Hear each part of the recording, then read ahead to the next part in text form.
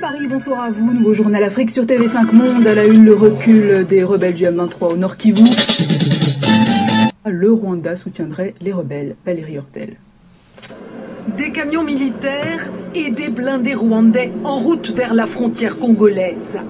48 heures après un tir d'obus qui a coûté la vie à une femme à Gisenyi au Rwanda, Kigali menace de se défendre. Les rebelles du M23 font un pas en arrière. Ils se retirent de la ligne de front pour permettre une enquête sur les bombardements contre Goma et en direction du territoire rwandais voisin. Mais sur le plan diplomatique, les accusations mutuelles fusent. Pour Kigali, l'armée congolaise serait derrière les attaques, thèse contestée par l'ONU qui garde la même position depuis des mois. Le Rwanda soutiendrait les rebelles. Valérie Hortel. Des camions militaires et des blindés rwandais en route vers la frontière congolaise. 48 heures après un tir d'obus qui a coûté la vie à une femme à Gisenyi au Rwanda, Kigali menace de se défendre. Une ligne a été franchie. Ces bombardements persistants sur le territoire rwandais sont inacceptables. Des civils rwandais sont pris pour cible par l'armée congolaise. Nous nous sommes abstenus de réagir jusque-là, mais nous ne pouvons plus tolérer ces provocations. L'ONU, elle, est formelle. Ce n'est pas l'armée congolaise qui a tiré.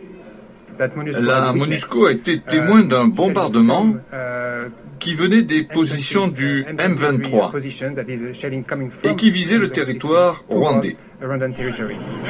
Information confirmée par le secrétaire général de l'ONU qui appelle le Rwanda à la retenue. L'ONU affirme avoir des informations crédibles qui confirment un soutien du Rwanda au M23. Ces derniers jours, des troupes rwandaises infiltrées auraient été vues en territoire congolais. À Gisenyi, où est tombée la bombe, les habitants sont encore sous le choc.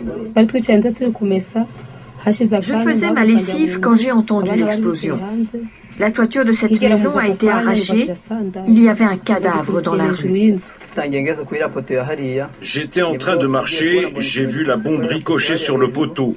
J'ai vu une femme tomber par terre, la toiture qui s'est envolée, et là, on s'est approché. Le bombardement a fait aussi un blessé grave, un nourrisson.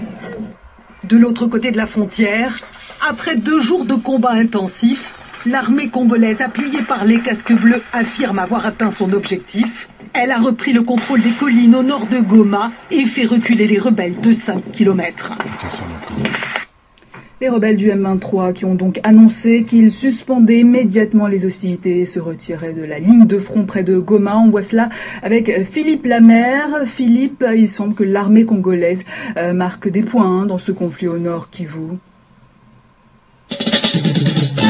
Avec Philippe Lamère. Philippe, il semble que l'armée congolaise marque des points dans ce conflit au Nord Kivu. Oui, absolument. L'armée congolaise est parvenue aujourd'hui à faire sauter le verrou de Kibati après 10 jours d'offensive, marqués par de nombreux barrages d'artillerie et le soutien des hélicoptères de combat de la MONUSCO. Les rebelles, malgré le soutien ou des renforts venus du Rwanda, ont dû abandonner leur position d'où ils pouvaient menacer par des tirs l'île de Goma. Ils se sont installés sur une nouvelle ligne de front à Kibumba, cette localité est située à 20 km de Goma. Alors les forces congolaises et FARDC vont-elles continuer à pousser leur avance vers Kibumba? Est-ce que le Rwanda va réagir? Ce vendredi, Lambert Mende, porte-parole du gouvernement congolais, a déclaré que les FARDC avaient presque atteint leur objectif. Alors après le bruit des armes, place à de nouvelles discussions. Cette solution ne fait pas l'unanimité ici chez les habitants de Goma.